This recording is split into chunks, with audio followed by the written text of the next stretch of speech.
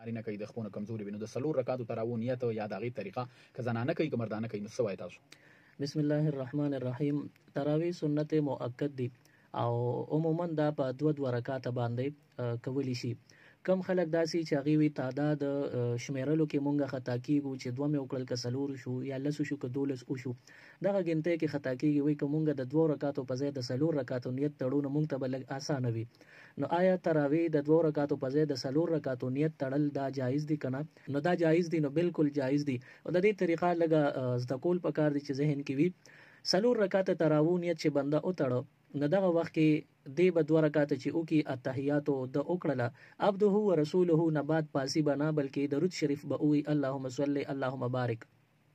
د هغې نه بعد اللهم ربنا به هم ووایي وقنا عذاب النار ته چې ورسي نو سلام به نه اړوي بلکې 3 رکعات د تراویح ته به ودرېږي.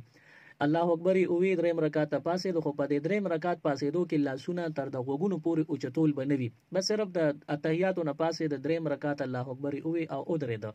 نو بیا به سبحانک اللهم نه 3 رکعات آغاز او شروع وکړي.